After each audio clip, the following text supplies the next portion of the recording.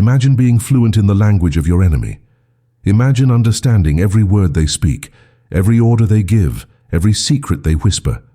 Now imagine that this gift, this linguistic ability you earned through faith and service to God, becomes the very weapon that could end the most evil regime the world has ever known.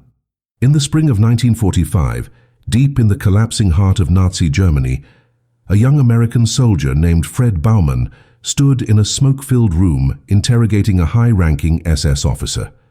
The Nazi, bleeding and defiant, was stunned when this fresh-faced American kid spoke to him in flawless, accentless German. Not the broken German of a military translator.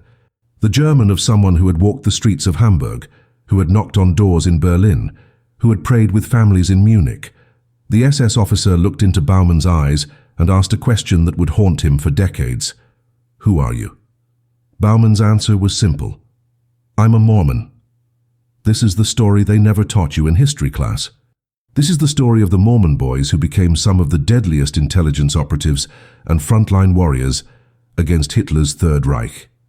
Before Pearl Harbor, before America even entered the war, thousands of young men from Utah, Idaho, and across the Mormon heartland were doing something unusual. They were learning German, not for conquest, not for espionage, but for conversion.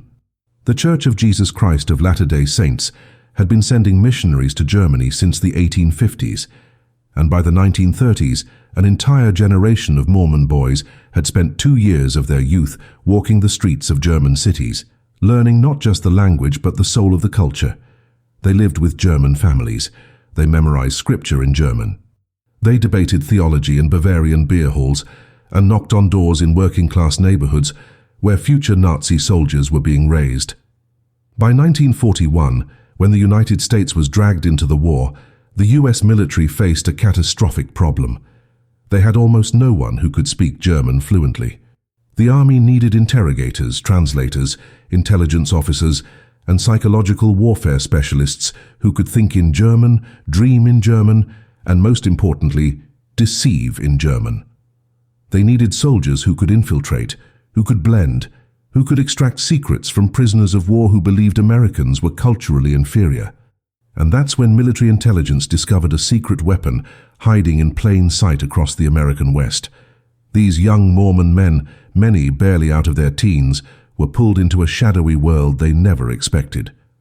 Guys like Richard Anderson, who had preached the gospel in Frankfurt, suddenly found themselves interrogating captured Wehrmacht officers about troop movements.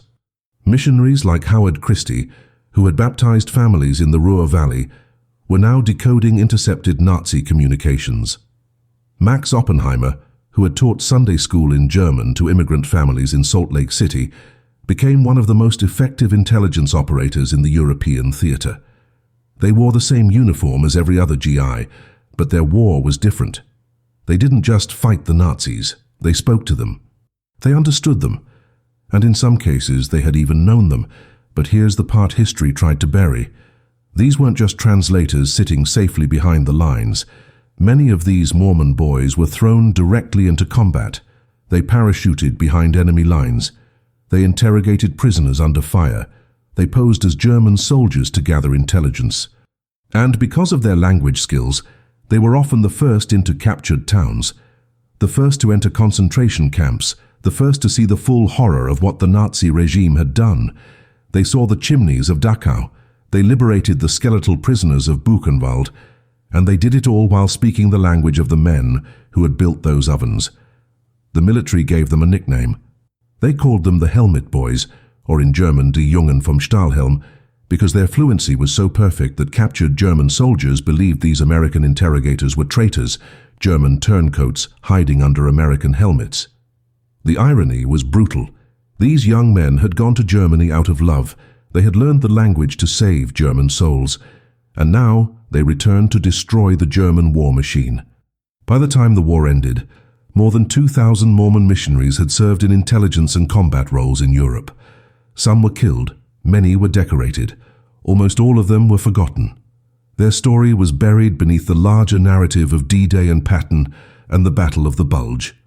But without them, the war might have lasted longer. The Reich might have hidden more secrets. And the truth about the Holocaust might have stayed buried even deeper. This is their story. This is the hidden war of the Mormon helmet boys. To understand how these young men ended up in the heart of Hitler's collapsing empire, you have to go back to a time when America wasn't at war, when Germany wasn't the enemy, and when being fluent in German was considered a spiritual calling, not a military asset. In the late 1800s, the Mormon Church made a bold decision. They would send their young men on 2-year missions across the world to spread their faith, and one of their most fruitful fields was Germany. By the 1920s and 30s, hundreds of Mormon missionaries were walking the cobblestone streets of Berlin, Munich, and Dresden. They weren't tourists. They lived with German families, ate German food, attended German churches to understand the competition, and most importantly, they became German in every way except nationality. They could argue theology in perfect Hochdeutsch. They could joke in Bavarian dialect. They could recite scripture with the cadence of a native speaker. When they returned home to Utah and Idaho, they brought back more than just conversion stories. They brought back a language skill that was about to become the most valuable weapon in the U.S. military arsenal. But there was something else these missionaries brought back: a love for the German people. Men like Richard Anderson didn't just learn German, they lived it. They had shared Christmas dinners with German families. They had baptized young German men and women who became lifelong friends. They had walked through the ruins of World War I and seen a nation trying to rebuild itself with dignity. So when Adolf Hitler rose to power in 1933, and when the Nazi regime began its march toward war, these returned missionaries watched in horror. They knew the Germany of warm kitchens and hymn-singing congregations. They knew the Germany of hard-working farmers and philosophers. And now that Germany was being consumed by something dark and twisted. By 1939, when Germany invaded Poland, the Mormon missionaries who had served there faced a terrible realization.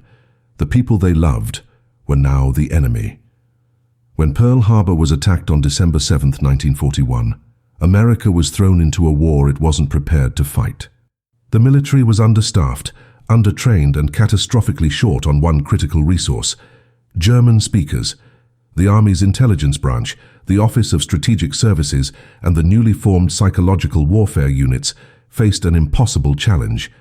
How do you interrogate a captured Nazi officer if you can't speak his language? How do you intercept and decode enemy radio transmissions if you don't understand the nuance of German military jargon? How do you run espionage operations behind enemy lines if your agents sound like bumbling foreigners the moment they open their mouths? The military scrambled to create language training programs, but learning German from scratch takes years, and the war wouldn't wait. They needed soldiers who were already fluent. They needed soldiers who could think like Germans, and that's when an intelligence officer in Washington made a quiet phone call to Salt Lake City. The call went out through Mormon church networks. The message was simple: if you served a mission in Germany, if you speak German fluently, your country needs you. Not as missionaries this time, as soldiers. Within weeks, young men from across the Mormon corridor began showing up at recruitment centers with a unique skill set. They didn't just speak textbook German. They spoke living, breathing, street-level German.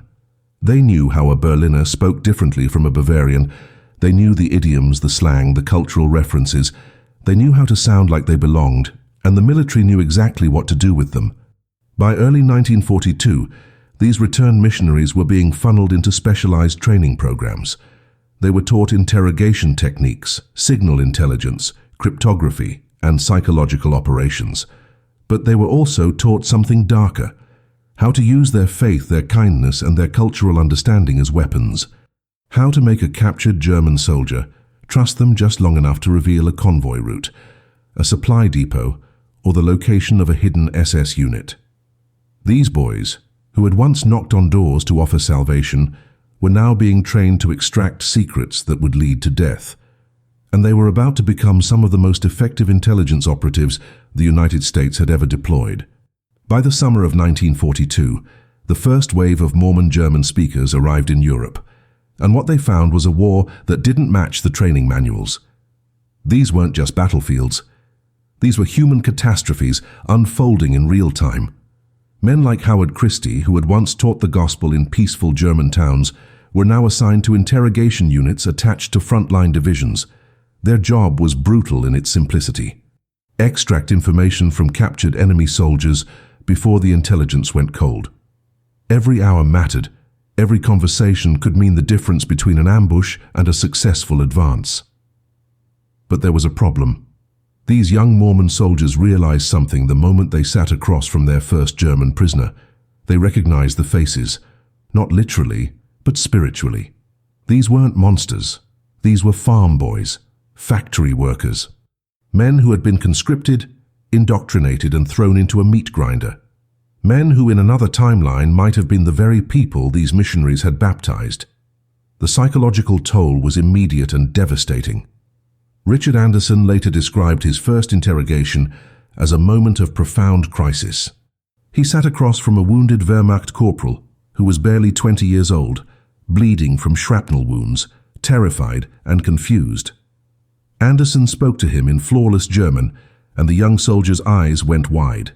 He asked Anderson where he had learned to speak like that. Anderson told him the truth. He had been a missionary in Hamburg. He had walked the same streets the soldier grew up on, and for a moment, the war disappeared. Two young men on opposite sides of history, connected by a language and a shared memory of a Germany that no longer existed. Then Anderson asked the questions he was trained to ask. Where is your unit? How many tanks? What are your orders? And the young German, disarmed by familiarity, by trust, by the kindness in Anderson's voice, told him everything. 30 minutes later, American artillery obliterated the position the soldier had described. Anderson never forgot the look in that boy's eyes.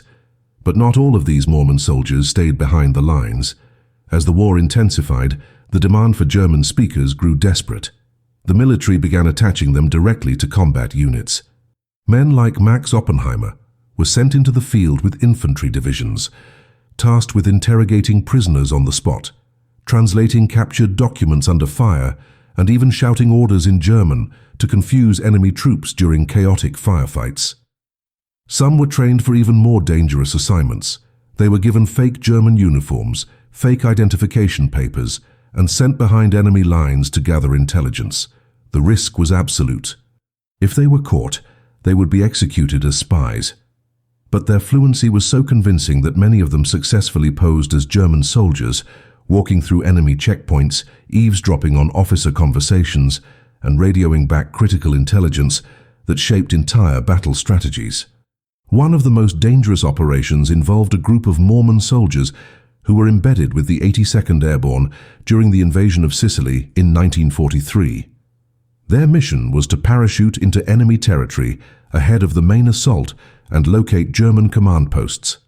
They wore American uniforms, but the moment they hit the ground, they began shouting in German to captured enemy scouts, pretending to be lost Wehrmacht paratroopers. The deception worked long enough for them to gather the intelligence they needed. By the time the German forces realized what had happened, the American assault was already underway. These weren't just translators. These were psychological warfare specialists using language as a weapon more powerful than bullets. By 1944, as the Allies prepared for the invasion of Normandy, the Mormon helmet boys had become a secret weapon that even the highest levels of Allied command relied on. Eisenhower's intelligence officers specifically requested more German-speaking Mormons for D-Day operations. They were scattered across every beach, every airborne division, every intelligence unit. And when the largest amphibious invasion in history began on June 6, 1944, many of the first voices the captured German defenders heard weren't the broken German of army translators.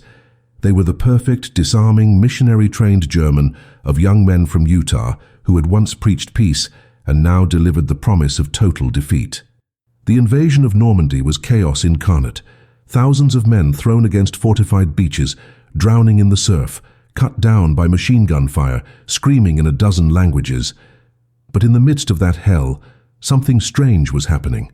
German soldiers dug into their bunkers and pillboxes, began hearing voices shouting at them in perfect German. Not threats, not the crude insults of American GIs trying to intimidate them, but precise, tactical, conversational German. Voices that sounded like their own officers, voices that confused them, disoriented them, made them hesitate for just a few critical seconds. Those seconds saved lives. Those seconds changed the war. The Mormon helmet boys had arrived on the beaches of Normandy, and they brought with them a psychological weapon the Germans never anticipated. Fear, yes, but also doubt. If the Americans could speak German like this, what else did they know? How deep had they penetrated? Who among the Wehrmacht could still be trusted? Within hours of the initial landings, the interrogations began. Captured German soldiers were pulled from the beaches, bleeding and shell-shocked, and brought before American intelligence officers. Many expected to be executed. What they got instead was a conversation. A young American soldier, no older than themselves, speaking to them in flawless German, asking them about their families, where they were from, what unit they served in. The approach was deliberate.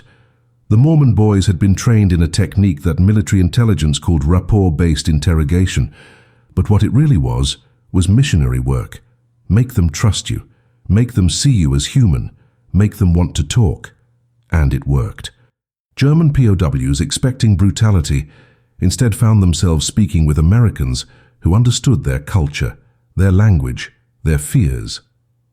Within days, intelligence reports from Normandy were flooding back to Allied command with unprecedented detail. Troop movements, supply lines, hidden artillery positions, all of it extracted not through torture, but through trust. But the work didn't stop at interrogation. As Allied forces pushed inland, the Mormon soldiers found themselves in a new role. Urban warfare in the hedgerows and towns of France required real-time intelligence. There was no time to send prisoners back to a rear command post. The interrogations had to happen in the field, under fire, in the middle of active combat. Men like Howard Christie found themselves crouched in bombed-out buildings, questioning German soldiers while artillery shells screamed overhead. The information they extracted was immediately relayed to battalion commanders, who used it to outmaneuver German defensive positions. In one famous incident near Caen, a Mormon interrogator named Kenneth Beasley convinced a captured German sergeant to draw a detailed map of a minefield that was blocking an American armor advance. The sergeant cooperated because Beasley had mentioned almost casually that he had served a mission in the sergeant's hometown. That single conversation saved an entire tank column from annihilation. By August of 1944, Paris was liberated, and the Allied advance was accelerating toward Germany itself. But the closer the Allies got to the German border, the more desperate and fanatical the resistance became. The Wehrmacht was no longer just an army. It was a cornered animal fighting for survival. And the Mormon soldiers, who had once seen Germany as a land of friends and faith, were about to see it transformed into something unrecognizable. They began encountering not just regular soldiers, but SS units, Hitler youth fighters, fanatics who had been indoctrinated since childhood to believe in the Führer's vision of a 1,000-year Reich. These men didn't surrender easily. They didn't trust easily. And they certainly didn't respond to kindness. The Mormon helmet boys had to adapt. They had to become harder, colder, more calculating. The missionary approach still worked on regular Wehrmacht troops, but the true believers required something different. They required fear. One technique that emerged involved using the prisoner's own language against them. Mormon interrogators would listen to groups of captured soldiers talking among themselves, pretending not to understand. Then, at the perfect moment, they would interject in flawless German, revealing that they had heard everything. The psychological impact was devastating. The Germans realized that their captors understood every word, every plan, every whispered conversation. Paranoia spread through POW camps. Some German soldiers became convinced that the Americans had spies everywhere, that no conversation was safe. This psychological warfare, executed through perfect linguistic deception, broke the will of entire units, and the Mormon boys, who had once knocked on doors to bring people closer to God, were now the architects of that fear. By the fall of 1944, the war had entered its final, most brutal phase. The Allies were closing in on Germany from both sides. The Soviets were grinding westward through Poland. The Americans and British were smashing through the Siegfried Line. and the Mormon helmet boys were about to face something that would shatter every illusion they had left about the country they once loved. As American forces crossed into German territory, the interrogations took on a darker tone. The prisoners were no longer just soldiers. They were participants in something monstrous, and the Mormon soldiers, with their perfect German and their ability to extract confessions, were about to become the first Americans to hear the truth about the concentration camps. Not from intelligence reports, not from high command, but directly from the mouths of the men who had guarded them, staffed them, and in some cases, operated the machinery of death. One of the most haunting accounts comes from a Mormon interrogator named Dale Clark.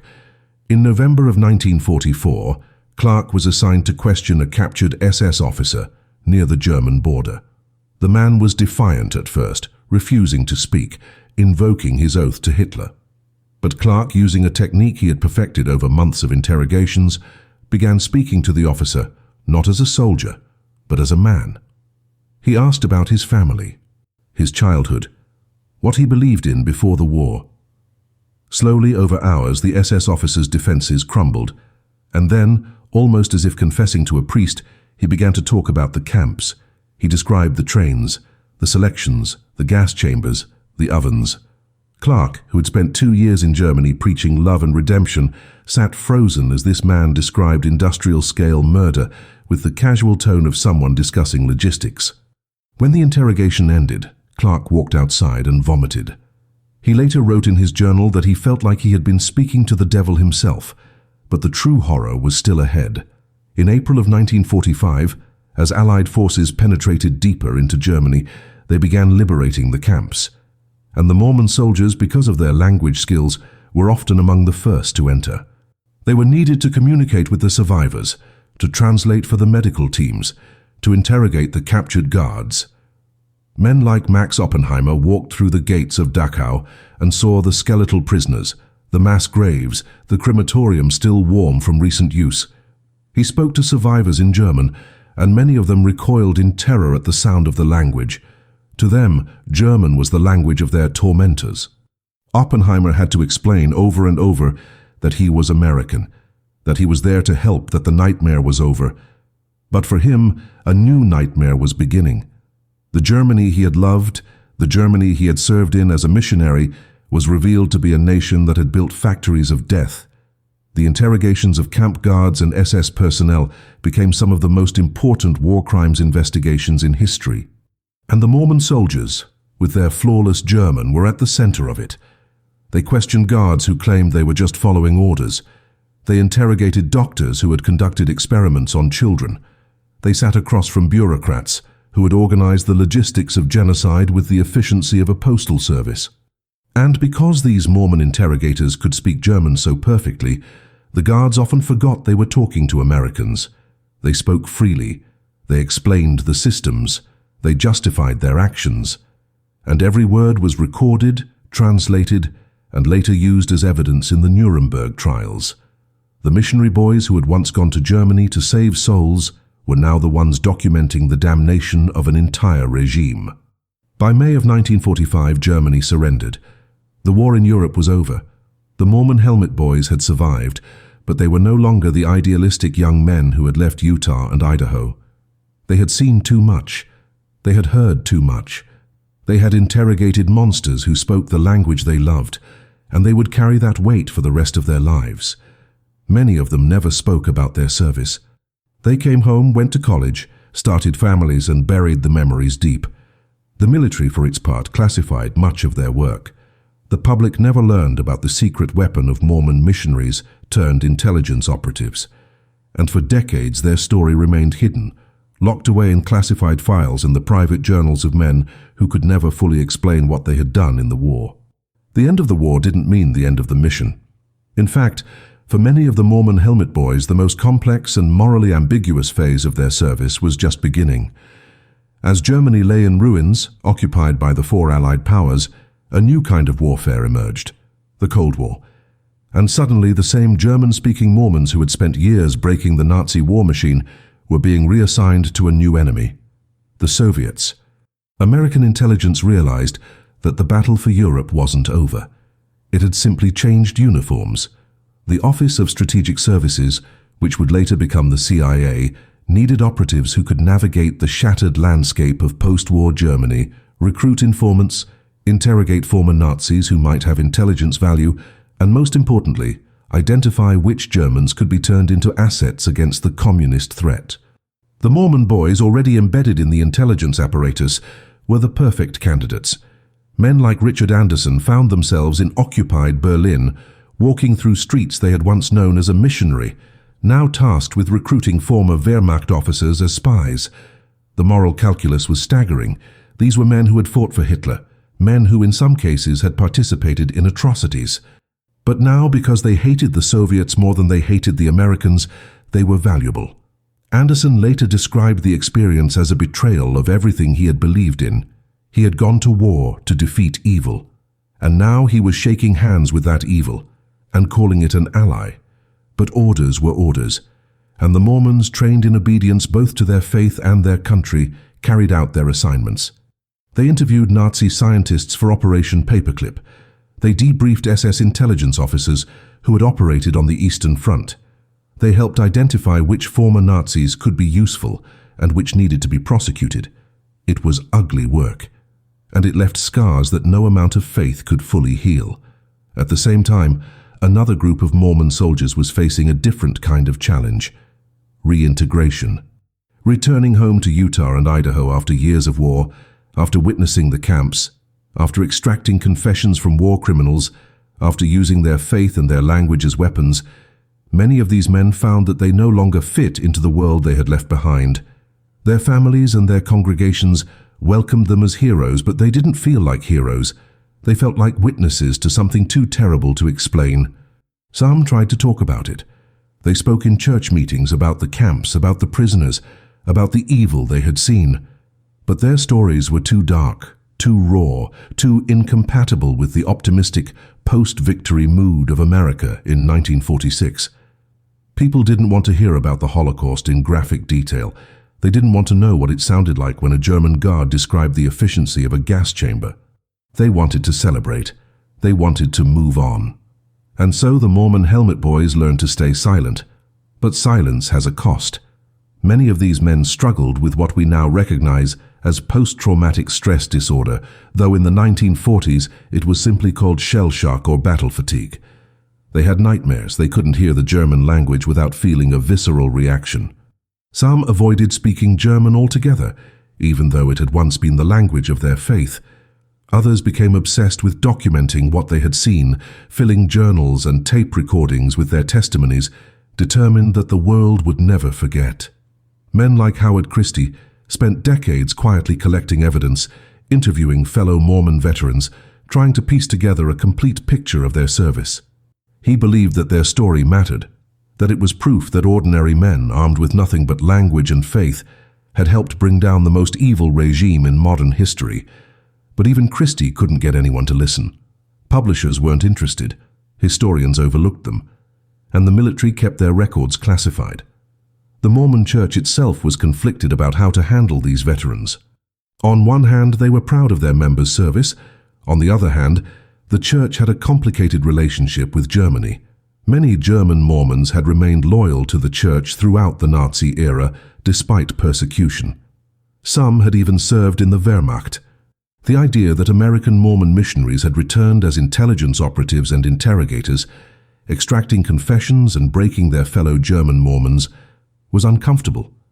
It raised questions about loyalty, about nationalism, about whether faith transcended borders or was bound by them.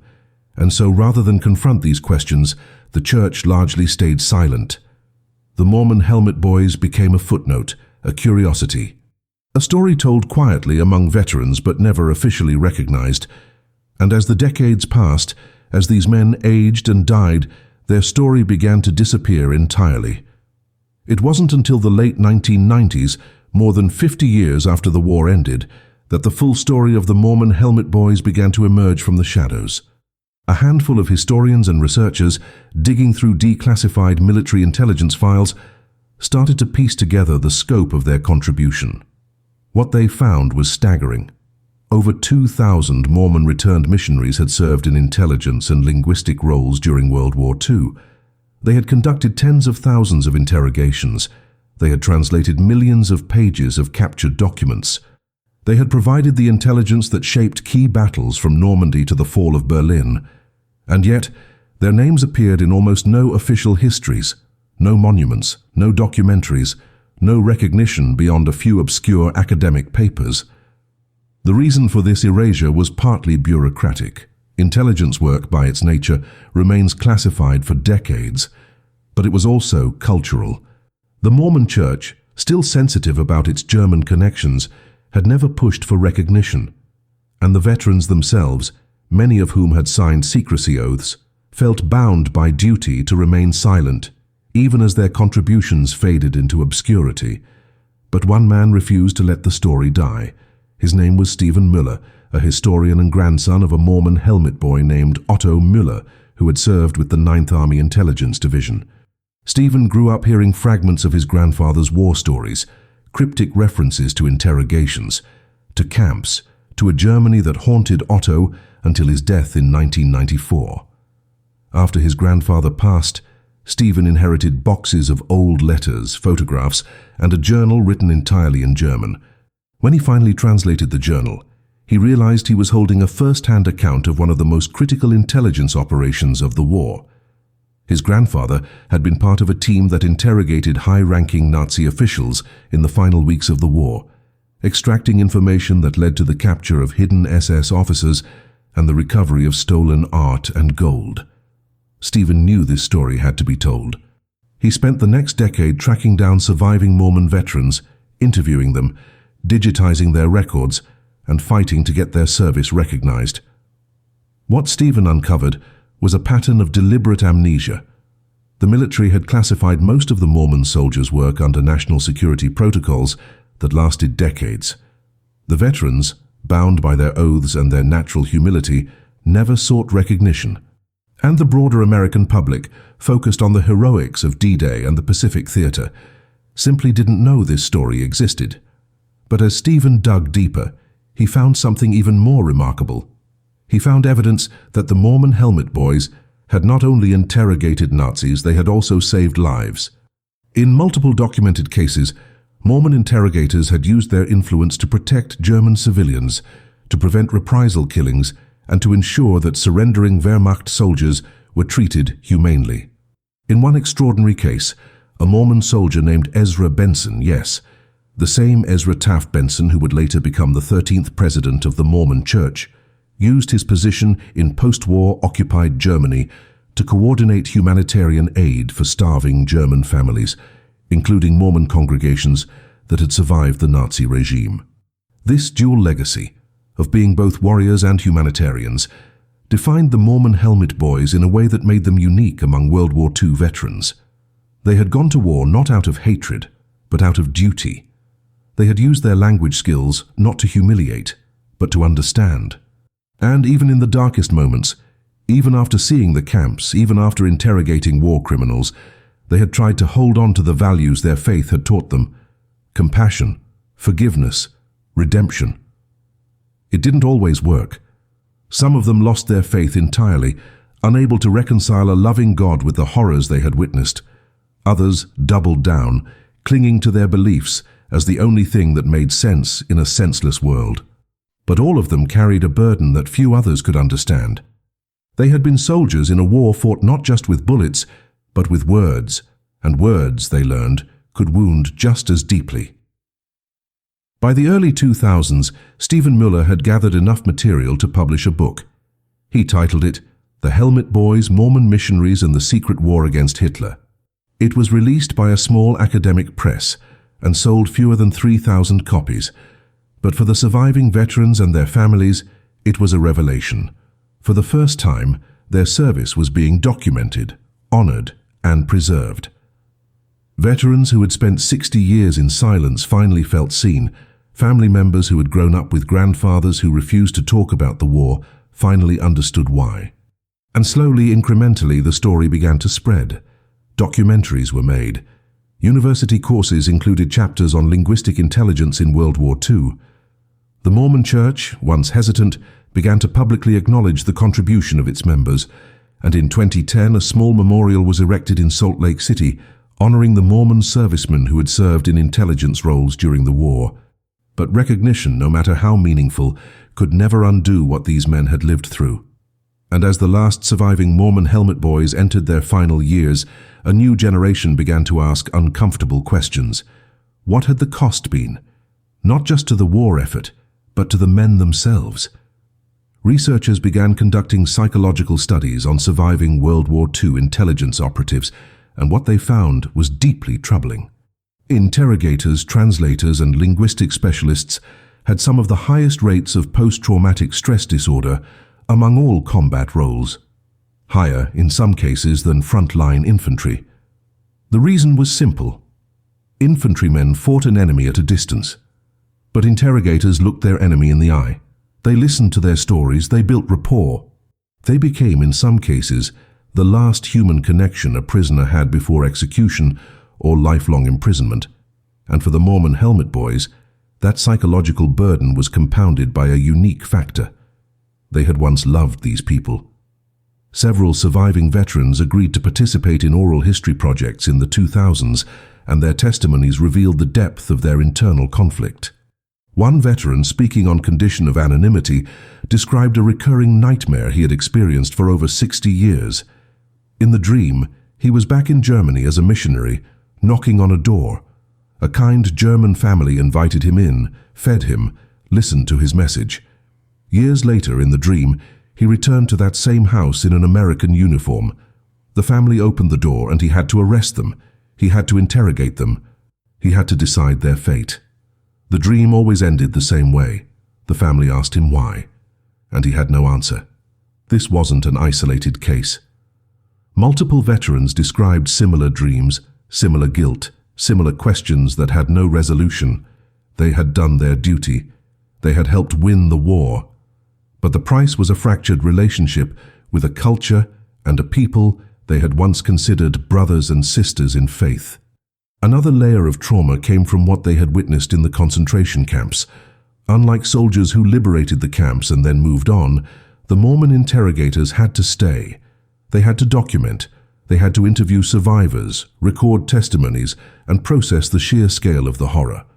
Some of them spent weeks living in or near the camps, translating for medical personnel, helping identify bodies, trying to reunite families.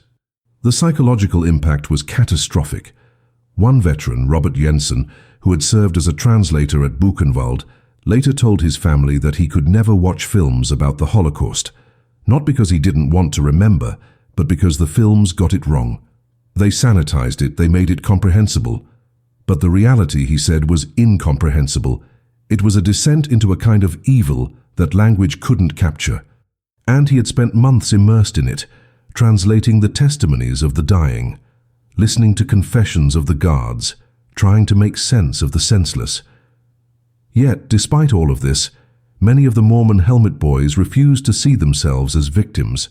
They saw themselves as witnesses, and they believed that bearing witness was a sacred duty. Men like Howard Christie, who had spent decades trying to document their story, insisted that their suffering had purpose. They had seen what happened when good men stayed silent. They had seen what happened when evil was allowed to operate in the shadows, and they had used their gifts, their language, their faith to shine a light into those shadows. It hadn't been clean. It hadn't been easy. And it had cost them more than anyone would ever know. But they had done it, and in doing so they had helped ensure that the truth could never be fully buried. The Nazis had tried to hide their crimes. They had burned records, destroyed evidence, killed witnesses. But they hadn't counted on a group of Mormon boys from Utah who could speak perfect German and who refused to stop asking questions. In 2018, one of the last surviving Mormon helmet boys, a man named Leonard Smith, gave a final interview before his death at the age of 96. He was asked if he had any regrets. He paused for a long time, staring at his hands, which still trembled slightly. Then he said something that captured the entire paradox of their service. He said he regretted nothing about helping to defeat the Nazis. He regretted nothing about using his language skills to save lives and end the war. But he did regret one thing. He regretted that the world had forgotten. Not forgotten the Holocaust, not forgotten the war, but forgotten the men who had to carry the weight of translating that horror into words. The men who had to listen every single day to evil speaking in a language they loved. And he hoped before he died that someone would finally tell their story. Not for glory, not for recognition, but so that future generations would understand the true cost of fighting monsters. Sometimes you have to speak their language, and sometimes that language never lets you go. In the years following Leonard Smith's death, something unexpected happened. The story of the Mormon Helmet Boys began to resonate far beyond the veterans' families and academic circles. It spread through social media, through podcast interviews, through YouTube documentaries created by independent historians. A new generation, one that had grown up far removed from World War II, suddenly found themselves captivated by this forgotten chapter of history. And the reason was simple. The story of the Mormon Helmet Boys wasn't just a story about war. It was a story about identity, about the collision between faith and duty, about what happens when the language of love becomes the language of war. It was a story that felt painfully relevant in an era where young people were once again being asked to reconcile their beliefs with the actions of their nations. And it raised a question that had no easy answer. If you were given a gift, a skill meant for peace, and your country demanded you use it for war, what would you do? This question sparked debates in Mormon communities, in military academies, in ethics classes across the country. Some argued that the Mormon Helmet Boys were heroes who had made the ultimate sacrifice, using their spiritual gifts for a righteous cause. Others argued that their story was a cautionary tale about the dangers of nationalism, about how easily faith could be weaponized, about how the language of missionaries could become the language of empire. The Mormon Church itself remained careful in how it framed the story. Official church materials acknowledged the service of these men, but stopped short of glorifying the intelligence work they had done. There was an implicit understanding that celebrating their role as interrogators, as psychological warriors, as architects of fear, would undermine the church's pacifist missionary image. And yet, privately, many church leaders recognized the uncomfortable truth. The Mormon Helmet Boys had been effective precisely because they were missionaries first. Their faith hadn't hindered their work, it had enhanced it. Military historians, meanwhile, began to reassess the strategic impact of the Mormon German speakers. Declassified documents from the National Archives revealed just how critical their contributions had been. In one stunning example, intelligence reports from the Battle of the Bulge in December 1944 showed that Mormon interrogators had provided early warning of the German counteroffensive by extracting information from captured soldiers that other interrogators had missed.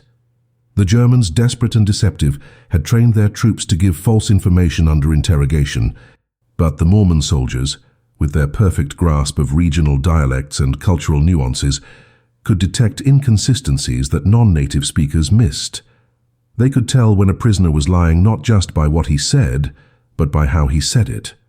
This linguistic precision had saved thousands of American lives, and it had been possible only because these men had spent years living among Germans, learning not just the language, but the soul of the culture. But perhaps the most profound legacy of the Mormon Helmet Boys wasn't military, it was moral. They had proven that language, when wielded with precision and empathy, could be more powerful than violence. They had shown that understanding your enemy, truly understanding them, didn't make you weak. It made you lethal, and they had demonstrated that even in the darkest circumstances, even when surrounded by evil, it was possible to hold on to humanity. Not always, not perfectly, but enough to make a difference. The German soldiers they interrogated often remarked in post-war interviews that the Americans who spoke perfect German had treated them with more dignity than their own officers had. Some credited those interrogations with helping them process their own guilt, with giving them a chance to confess, to explain, to be heard by someone who actually understood. It wasn't forgiveness, but it was acknowledgement. And for many, that was enough. Today, the story of the Mormon Helmet Boys is taught in military language programs as a case study in the strategic value of cultural competence. It's referenced in intelligence training as an example of rapport-based interrogation techniques, and it's discussed in religious studies courses as a complex example of faith under fire. But for the families of the men who served, the story is simpler and more personal. It's a reminder that their fathers and grandfathers, the quiet men who never talked about the war, who flinched at the sound of German, who carried a sadness that never fully lifted, had done something extraordinary. They had walked into hell armed with nothing but words, and they had come back changed but not broken, haunted but not defeated, silent but not forgotten. And now, finally, their story was being told. So why does this story matter now, 8 decades after the war ended?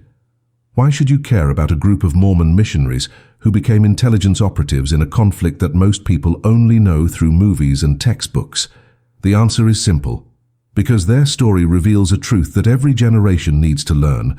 War is not won only by the soldiers who storm the beaches or fly the planes or drive the tanks. War is won by the people who understand the enemy, who can speak their language, who can get inside their heads, who can turn their own words against them.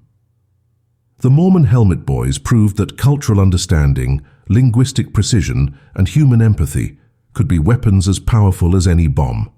And in an age where information warfare, cyber operations, and psychological manipulation define modern conflict, their story is more relevant than ever. The battles of the future won't be fought only with bullets. They'll be fought with words, with data, with the ability to understand and exploit the language and culture of the adversary, and the Mormon Helmet Boys were the original masters of that kind of warfare. But their story also serves as a warning. It shows what happens when a skill meant for peace is repurposed for war, when a gift meant to bring people together is used to tear them apart. The Mormon missionaries went to Germany to save souls. They returned as soldiers who had learned to weaponize trust, to exploit kindness, to turn the most intimate human connection, language, into a tool of domination. And that transformation came at a cost. Many of these men never fully recovered. They spent the rest of their lives wrestling with what they had done, with the moral compromises they had made, with the question of whether the end had truly justified the means. Their story is a reminder that every act of war, even a justified one, even a necessary one, leaves scars. And those scars don't always heal just because the war was won. There's another reason this story matters. It's a story about erasure, about how easily history forgets the people who don't fit the heroic narrative. The Mormon Helmet Boys didn't charge up hills. They didn't fly bombing missions. They didn't have Hollywood moments that could be easily packaged into a 2-hour film. They sat in rooms and talked. They listened. They translated. And because their work was classified, because it was unglamorous, because it required secrecy, they were written out of the story. For 70 years, their contribution was invisible. And if not for a handful of historians and family members who refused to let the story die, it would have stayed invisible forever. How many other stories like this exist? How many other groups of people did extraordinary things in World War II, or in any war, and were simply forgotten because their work didn't fit the narrative? The Mormon Helmet Boys remind us that history is not a collection of facts. It's a collection of choices. Choices about what to remember, what to celebrate, and what to bury. And sometimes the most important stories are the ones that were almost lost. Today there are no living Mormon Helmet Boys. The last of them passed away in the early 2020s, but their legacy endures in unexpected ways. The United States military still recruits heavily from Mormon communities, not just because of their linguistic skills, but because of a cultural tradition of service that can be traced back to those World War II missionaries. The intelligence agencies, recognizing the strategic value of cultural competence, have created entire programs modeled on the success of the Mormon German speakers. And the Mormon Church itself, once hesitant to discuss this chapter of its history, now quietly honors these men as examples of faith under impossible circumstances. Memorials have been erected, oral histories have been preserved, and every year, on Veterans Day, a small ceremony is held in Salt Lake City, where the names of the Mormon Helmet Boys are read aloud, one by one, so that they are never forgotten. But the most important legacy of the Mormon Helmet Boys isn't institutional. It's personal. It's the lessons they left behind for anyone who has ever been asked to use their gifts in ways they never imagined. for anyone who has ever been caught between duty and conscience, for anyone who has ever had to speak the language of the enemy and still hold on to their humanity. Their story teaches us that it's possible to do hard things, terrible things even, and still remain in some essential way good. That you can walk through the valley of the shadow of death and come out the other side still believing in something greater than yourself. It won't be easy, it won't be clean, and it will cost you more than you ever wanted to pay, but it's possible. The Mormon helmet boys proved it. This is the story they never taught you in history class. This is the story of the young men who went to Germany to preach peace and returned to wage a secret war. This is the story of how faith, language, and duty collided in the most devastating conflict in human history. And this is the story of why we must never forget the people who fought wars not with weapons, but with words. Because in the end, the most powerful weapon humanity has ever created isn't the atomic bomb, it's understanding. And the Mormon helmet boys understood their enemy better than anyone else in the war. That's what made them dangerous. That's what made them invaluable. And that's what made their story worth telling. Remember their names, remember their sacrifice. And remember that sometimes the greatest heroes are the ones who were never meant to be soldiers at all.